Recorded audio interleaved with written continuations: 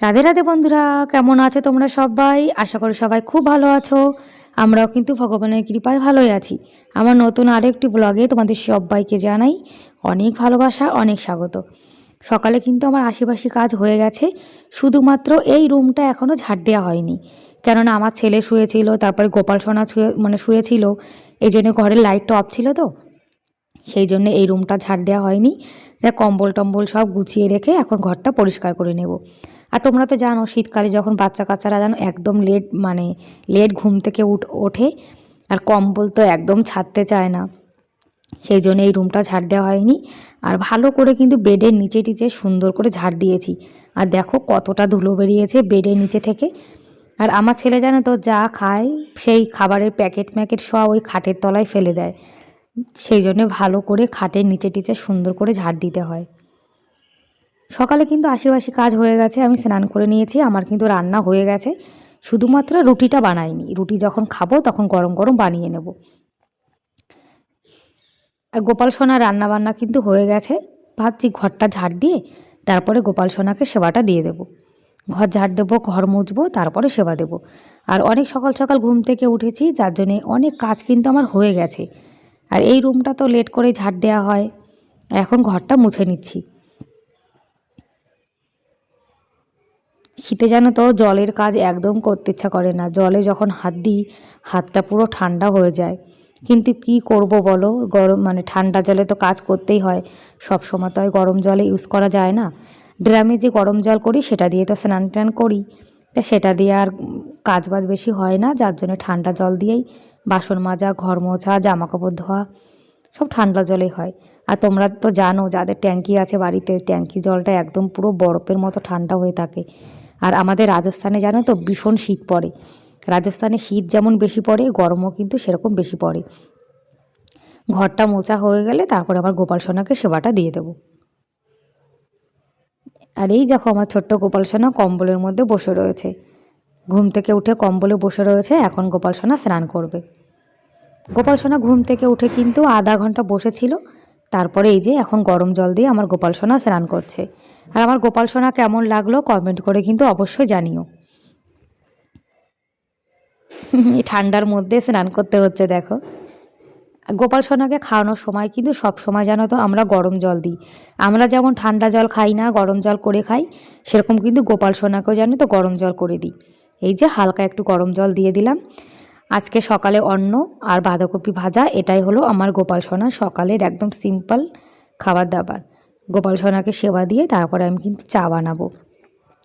তোমরা যারা আমার ভিডিও দেখো তারা তো জানো যে গোপাল সোনাকে সেবা না দিয়ে কিন্তু আমরা কিছু খাই না। আর সকালে যতক্ষণ চা না খাওয়া হয় একদম না ভালো লাগে না, কিন্তু ওই যে কাজকর্ম না করে তো চা খাওয়াও যায় না। অনেকে কিন্তু বাড়িতে গোপাল আছে দেখেছি আগে নিজে খায় তারপরে গোপাল সোনাকে দেয়, সেটা কিন্তু একদমই করা উচিত না জানো তো। সবার প্রথমে গোপাল সোনাকে সেবা দিয়ে তারপরে কিন্তু নিজেদেরকে কিছু খাওয়া উচিত। চা বানিয়েছি 1 কাপ শুধুমাত্র আমার জন্য, আগে কিন্তু আমার বর চা খেত, এখন খায় না, সেই জন্য শুধু 1 কাপই বানিয়ে নিয়েছি। এই চা খেয়ে আবার কিন্তু কাজে লেগে পড়ব। 2টো বিস্কুট নিয়েছি আর 1 বাটি মুড়ি, এটা হলো সকালের আমার খাবার। আর এই যে এখন রুটি বানাচ্ছি, এটা আমার বর আর ছেলে দুজনের জন্য। আমরা কিন্তু সকালে রুটি খাই, দুপুরে ভাত খাই, আবার কিন্তু রাত্রিরে রুটি খাই। তা আমি জানো তো আজকে কিন্তু 4 বিস্কুট খেয়েছি, যার জন্য আমার পেটটা ভরা ছিল, তাই সকালে আর রুটি খাই। শীতকালে কিন্তু রুটি ঠান্ডা হয়ে গেলে না একদম ভালো লাগে না, সেই জন্য আমার বর বলে একটু গরম গরম রুটি বানিয়ে দিতে, তাই খাওয়ার আগে কিন্তু গরম গরম বানিয়ে দিই। আর আমাদের মেয়েদের কিন্তু সারা জীবন এই সংসারে কাজ করে যেতে হবে। সেই যে বিয়ের পরে আমরা রান্নাঘরে ঢুকেছি, আর যতদিন বাঁচবো ততদিন কিন্তু রান্নাঘরে থাকতে হবে। মেয়েদের কিন্তু দিনের বেশিরভাগটা সময় দেখবে রান্নাঘরেই কাটে, সব মেয়েদেরই, শুধু আমার বলে না সবার। আজকে বাঁধাকপি ভাজা, রুটি আর 1 মগ লস্যি, এটা দিয়ে আমার বরকে সকালে দিয়ে দেবো। খাওয়া দাওয়া কিন্তু আমার বর করে নিয়েছে, আর আমি তো চা বিস্কুট খেয়েছিলাম। আর রুটি বানানোর পরে কিন্তু অনেকটা রুটির গুঁড়ো টুড়ো পড়েছিল, তাই ভালো করে এখন রান্নাঘরটা পরিষ্কার করে নিচ্ছি। আর এই যদি পরিষ্কার না করি তাহলে কিন্তু আটার গুঁড়োগুলো পায়ে পায়ে সারা ঘরে ছড়িয়ে যাবে।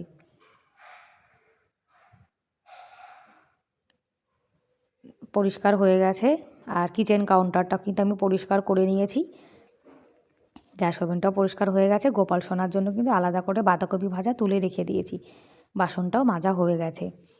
এখন তো আমাদের এখানে ভীষণ শীত, যার জন্য তুলসী গাছটাকে আমরা কিন্তু প্রতিদিন সন্ধ্যাবেলায় ঢেকে দিই। আর সকালে যখন রোদ্দুর ওঠে তখন আবার এটা হাঁটিয়ে দিই, তাহলে তুলসী গাছের পাতাগুলো যেন তো খারাপ হবে না। সব কাজবাজ হয়ে গেছে, বাসন মেজে নিয়েছি, রান্নাঘর গোছানো হয়ে গেছে। তা ভাবলাম যে রাস্তাটা ঝাড় দিয়ে দিই। আর তোমরা তো দেখতে পাচ্ছ যে কতটা ধুলো উড়ছে, দেখো শুধু ধুলো আর ধুলো। সেই জন্যে ভালো করে মুখটা বেঁধে নিয়েছি। মুখটা যদি না বাঁধি তাহলে কিন্তু পুরো ধুলোয় আমি ভূত হয়ে যাব। আর এই যে ঝাড় দিচ্ছিলাম, এই ঝাড়টা দেওয়ার সময় আমার নীল যে নাইটিটা, এই নাইটিটা যেন তো একদম পুরো মানে কি বলবো সাদা সাদা মতো হয়ে গেছিলো, এত ধুলো। প্রতিদিন কিন্তু মানে একদিন পরে পরে ঝাড় দেওয়া হয়, তারপরেও দেখো কতটা ধুলো হয়েছে। আর এই যদি ঝাড় না দিই তাহলে দেখতে না একদম ভালো লাগে না, সেই জন্যে ঝাড় দিয়ে পরিষ্কার রাখতে হয়। আর একদম ঘরের সামনে তো ঝাড় না দিলে দেখতেও কিন্তু ভালো লাগে না। দেখো কতটা ধুলো। আর রাজস্থান মানেই কিন্তু ধুলো আর ধুলো, ধুলোর দেশ। মরুভূমি এলাকা তো, যার জন্য শুধু বালি এখানে। আর এই পাশটাও ঝাড় দিয়ে নিচ্ছি। কি বলো তো, সকাল সকাল রান্না করে গোপাল সেবা না দিয়ে তো এসব কাজগুলো করা যায় না, কারণ এইসব কাজ করতে জানো তো অনেকটা সময় লেগে যায়। শুধুমাত্র ঘরটা ঝাড় দিয়েছিলাম আর বাইরেটা এখন ঝাড় দিচ্ছি। আর বন্ধুরা, তোমরা এখনও পর্যন্ত যারা ভিডিওটি দেখছো, তোমাদের আজকের ভিডিওটি কেমন লাগলো কমেন্ট করে কিন্তু অবশ্যই জানিও। আর ভিডিওর কোনো অংশ যদি একটু হলেও ভালো লেগে থাকে তাহলে প্লিজ একটা লাইক করে দিও। আর আমার চ্যানেলে তোমরা আজকে যারা নতুন আর ভিডিওটি দেখছো, এরকম ভিডিও তোমরা যদি দেখতে পছন্দ করো তাহলে কিন্তু চাইলে আমার এই ছোট্ট চ্যানেলটিকে সাবস্ক্রাইব করে আমার এই ছোট্ট পরিবারের পাশে থেকে যেতে পারো। আর এই কাজটি যারা অলরেডি করে দিয়েছো তাদেরকে অসংখ্য ধন্যবাদ। আর তোমরা যে যে দিদিভাইরা আমার ভিডিও দেখো তোমাদেরকে অনেক অনেক ধন্যবাদ, অনেক অনেক ভালোবাসা জানাই মন থেকে। আর যে যে দিদিভাইরা আমার ভিডিও দেখে আমি কিন্তু সেই সব দিদিভাইদের ভিডিও দেখি। আর যদি কেউ ভালোবেসে আমার ভিডিও দেখে তাহলে তো আমারও কর্তব্য, তাই না, তাদের ভিডিও দেখার। এই জন্য আমি সব দিদিভাইদের ভিডিও কিন্তু দেখি। তারপরে জামা কাপড় যা ছিল সেগুলো তো নিয়ে চলে এসেছি যে উপরে। জামা কাপড় কিন্তু বেশি নেই, অল্প কিছুই আছে। আর কি জানো তো, প্রতিদিনের জামা কাপড় যদি আমরা প্রতিদিন ধুয়ে দিই তাহলে একবারে কিন্তু বেশি জামা কাপড় হয় না। ঠিক আছে বন্ধুরা, বাই বাই। তাহলে আজকের মতো এ পর্যন্তই, দেখা হবে পরের ভিডিওতে। ভালো থেকো।